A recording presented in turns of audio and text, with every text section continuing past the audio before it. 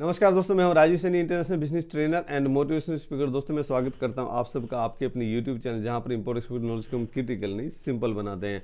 तो फ्रेंड्स, एक interesting topic आज आपके लिए लेके हैं, how to export disposable syringe from India. यानी हिंदुस्तान से जो इंजेक्शन रहता है, जो ह्यूमन बॉडी में इंजेक्शन लगाते हैं, इंजेक्शन सिरिंज हम कैसे एक्सपोर्ट कर सकते हैं, उसमें प्रॉफिट मार्जिन क्या है, डिमांड, टॉप इंपोर्टर कंट्रीज कौन कौन सी है, मार्केट साइज क्या है, सिरिंज बैन हुआ था तो कब बैन हुआ था, कब ओपन होने वाला है, वो बात करेंगे। ईपीसी एक्सपोर्ट प्रमोशन काउंसिल क्या है, मैन्युफैक्चरिंग अगर आप करना चाहते हैं तो किस किस मशीन की जरूरत आपको पड़ेगी, टॉप कंपीटिटिव कंट्रीज कौन कौन सी है, वो जिनके साथ में हमारा प्राइसिंग एंड क्वालिटी का कंपटीशन होने वाला है, ये सब क्वेश्चंस का आंसर लेके छोटे से वीडियो में बने रहे हमारे साथ। सबसे पहला हमारा पॉइंट है प्रॉफिट मार्जिन। देखो फ्रेंड्स, प्रॉफिट मार्जिन आपको यहाँ गजम का देखने को मिल जाता है, लगभग 30 से 50% तक का प्रॉफिट मार्जिन आपको यहाँ देखने को मिल जाता है अगर आप एक्सपोर्ट करते हैं बल्क क्वांटिटी में डिस्पोजेबल सिरिंज। तो अगर आप इसको बाय करते हैं तो आपको लगभग बल्क क्वांटिटी में जब आप इसको बाय करते हैं तो 1 रुपीज़ 12 पैसा 1.12 रुपीज़ से लेके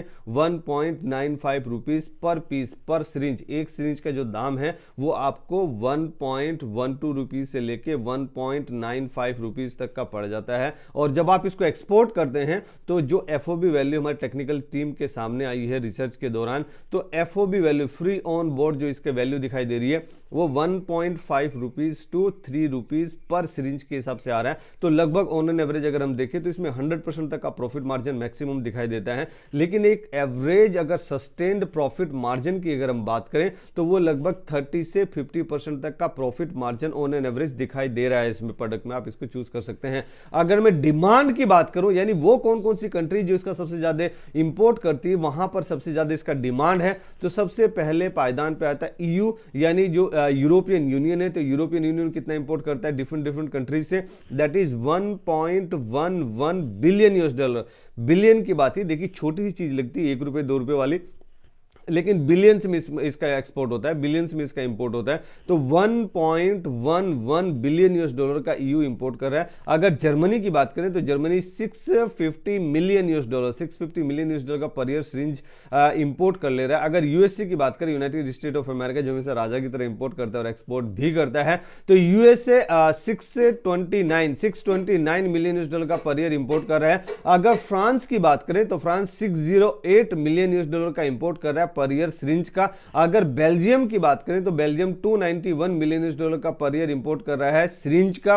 अगर नीदरलैंड की बात करें तो नीदरलैंड 281 मिलियन यूएस डॉलर का पर ईयर इंपोर्ट कर रहा है सिरिंज का। अगर हम बात करें एचएस कोड की, तो ये 19 नंबर चैप्टर में आता है और सब चैप्टर इसका 18 है, तो इसका एचएस कोड बन जाता है 90183100। इसके बारे में आप रिसर्च भी कर सकते हैं। और अगर मैं मार्केट साइज की बात करें, मार्केट साइज भी इसकी जबरदस्त है। तो वर्ल्ड मार्केट की अगर बात करें, कितना बड़ा इसका वर्ल्ड मार्केट है, तो world market is around 7.55 billion US dollar. Billion की बात हो रही, 7.55 बिलियन यूएस डॉलर का इसका मार्केट साइज है। अगर मैं बात करूं, that is expected to grow up to 12.13 billion US dollar at a CAGR, जो कंपाउंडेड एनुअल ग्रोथ रेट होता है 5.9% का दिखा रहा है ये प्रोडक्ट। तो 5% से अगर किसी प्रोडक्ट का CAGR ज्यादा होता है तो उसको प्रोडक्ट को अच्छा माना जाता है। अगर मैं बात करूं सिरिंज बैन की, जो लोग बाग हल्ला कर रहे हैं सिरिंज बैन हो गया है, एक्सपोर्ट बैन हो गया, तो ये बैन नहीं हुआ है, ये रिस्ट्रिक्टेड किया है। जैसे कोविड-19 का जैसे ये प्रकोप बढ़ता गया, तो 2021 अक्टूबर 5 अक्टूबर 2021 में यह डिसीजन लिया गया है गवर्नमेंट ऑफ इंडिया द्वारा कि आप अभी जो मतलब हमारे पास में भी तो 140 करोड़ जनसंख्या, तो उनको सबको कोविड-19 की वैक्सीनेशन देनी है। तो वैक्सीनेशन का तो हम प्रोडक्शन बढ़ाते जा रहे हैं, लेकिन जो कंपनी यहाँ पर मैन्युफैक्चरिंग करती है सिरिंज की, तो वो उतनी स्पीड से मैन्युफैक्चरिंग नहीं कर पा रही थी। तो वो अभी जितना भी एक्सपोर्ट हो रहा है, अगर हम पूरा सिरिंज को एक्सपोर्ट ही कर देंगे तो हमारी जो जनसंख्या, हमारे जो सिटीजन से, इंडियन सिटीजन से, उनको हम अगर इंजेक्शन देना है, उनको वैक्सीन देनी, वैक्सीन अगर दी तो कैसे दिया जाएगा, वैक्सीन पिलाने वाली चीज नहीं है, वैक्सीन को इंजेक्ट किया जाता है, ह्यूमन बॉडी में इंजेक्ट किया जाता है, तो वो सिरिंज के द्वारा ही किया जाता है, इंजेक्शन ही लगाया जाता है। तो यहां पे क्वांटिटी कम पड़ने दिखाई देने लगी, इसलिए डिसीजन लिया गया था, और वो भी 3 महीने के लिए डिसीजन लिया गया था। कब वो ओपन हो जाएगा वो भी हम बात करेंगे, और वो भी ओनली 3 टाइप की जो सिरिंज थी उन्हीं के लिए डिसीजन लिया गया था। कौन कौन से टाइप की थी? 0.5 ml, 1 ml auto disable syringe, number 2 0.5 ml, 1 ml, 2 ml, 3 ml reuse protection syringe का लिया गया था, और थर्ड टाइप का था 0.5 ml, 1 ml, 2 ml, 3 ml disposable syringe. ये 3 टाइप की बंद की गई थी, यानी रिस्ट्रिक्शन किया गया था फॉर द 3 मंथ्स। और इसके अलावा जो भी और सिरिंज, दो और बड़ी सिरिंज, छोटी सिरिंज, वो सभी चालू है। पूरा इसका बैन नहीं हुआ, मतलब डिस्पोजेबल सिरिंज जो है वो पूरी तरह से बैन नहीं है, ओनली रिस्ट्रिक्टेड किया गया था, कि जिससे कम से कम ये है कि जो हमारे यहाँ हमने एक मुहिम चलाया, एक कैंपेन चलाया है कि पूरे इंडियंस को, पूरे हिंदुस्तानी लोगों को ज़्यादा से ज़्यादा वैक्सीनेशन करें, और अभी वो प्रोग्राम जो है वो सक्सेसफुल दिखाई दे रहा है और वो कंप्लीट होता जा रहा है। लगभग 150 करोड़ से भी ज्यादा हम इंजेक्शन लगा चुके हैं, 150 करोड़ से भी ज्यादा हम वैक्सीनेशन कर चुके हैं। और अगर रिस्ट्रिक्शन की बात करें कि कब रिस्ट्रिक्शन उठने वाला, कब बैन ये लिफ्ट होने वाला है,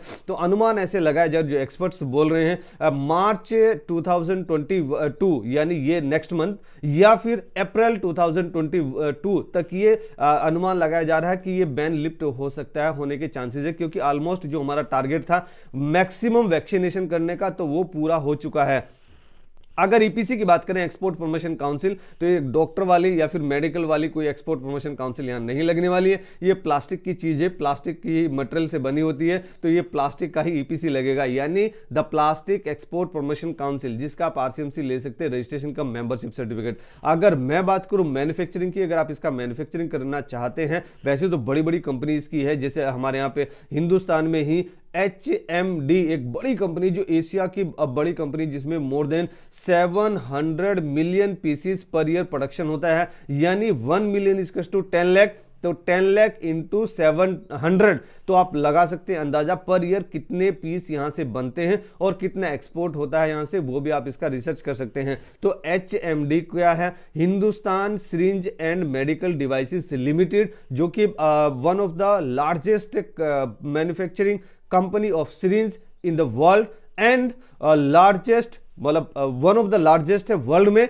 and largest of Asia, largest production in Asia, यानी वो कंपनी है हिंदुस्तान की ही।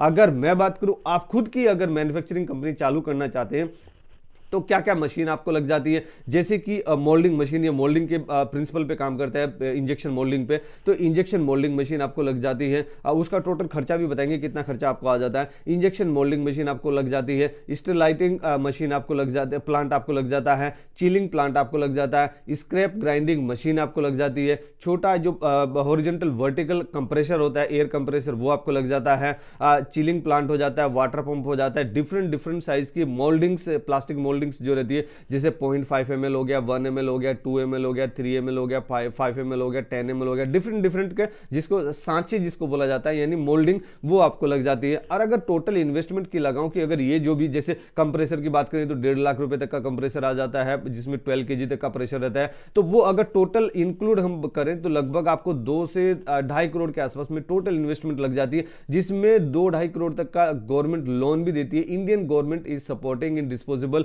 सिरिंज मैन्युफैक्चरिंग, तो आप मैन्युफैक्चरिंग कर सकते हैं और अपना एक्सपोर्ट भी आप बढ़ा सकते हैं। अगर मैं टॉप कंपटीटर कंट्रीज की बात करूं, यानी वो कौन कौन सी कंट्री जो सबसे ज्यादा एक्सपोर्ट कर रही हैं, जिसके साथ में हमारा प्राइसिंग एंड क्वालिटी का कंपटीशन होने वाला है, तो उसमें सबसे पहले पायदान पे आता है USA, United state of America, जो हमेशा राजा की तरह इंपोर्ट करता है और एक्सपोर्ट भी करता है। तो यूएसए कितना एक्सपोर्ट कर रहा है? यूएसए यहां पे एक्सपोर्ट कर रहा है 891 मिलियन US$ का पर ईयर सिरिंज का एक्सपोर्ट कर दे रहा है। सेकंड नंबर पे चाइना आता है, तो चाइना कितना एक्सपोर्ट कर रहा है? चाइना यहां पे 829 मिलियन US$ का पर ईयर एक्सपोर्ट कर दे रहा है। फ्रांस की अगर मैं बात करूं तो फ्रांस 575 मिलियन US$ का पर ईयर एक्सपोर्ट कर दे रहा है। अगर जर्मनी की बात करूं, जर्मनी 511 मिलियन US$ का पर ईयर एक्सपोर्ट कर दे रहा है सिरिंज का। अगर स्विट्जरलैंड की बात करें तो स्विट्जरलैंड 350 मिलियन US$ का पर ईयर सिरिंज का एक्सपोर्ट कर दे रहा है। अगर ऐसे ही करते जाते हैं तो हिंदुस्तान का कितना नंबर आता है? 21th प्लेस पे आते हैं हम लोग कितना एक्सपोर्ट कर दे रहे हैं? हम लोग 32 मिलियन US$ का पर ईयर हम एक्सपोर्ट कर दे रहे हैं। तो हमें अपनी प्राइसिंग को थोड़ा सा और ध्यान देना होगा, अपनी सोर्सिंग को और थोड़ा ऑप्टिमाइज करना होगा, तभी हमारा एक्सपोर्ट इसमें बढ़ सकता है। आप इसका एक्सपोर्ट बढ़ाइए और हिंदुस्तान का एक्सपोर्ट बढ़ा के हिंदुस्तान का भी इकोनॉमी बूस्ट करने में हिंदुस्तान की मदद कीजिए। मेरे द्वारा दी गई जानकारी में अगर कुछ छूट गया, कुछ उसमें एडिशनल इंफॉर्मेशन देना चाहते हैं, तो हम इंतजार करेंगे आपका कमेंट बॉक्स में। ऐसे की तरह हमेशा खुश रहिए, मुस्कुराते रहिए, ग्रो करते रहिए और हिंदुस्तान का एक्सपोर्ट बढ़ाने में हमारी मदद कीजिए। Let's do export together. Thank you very much.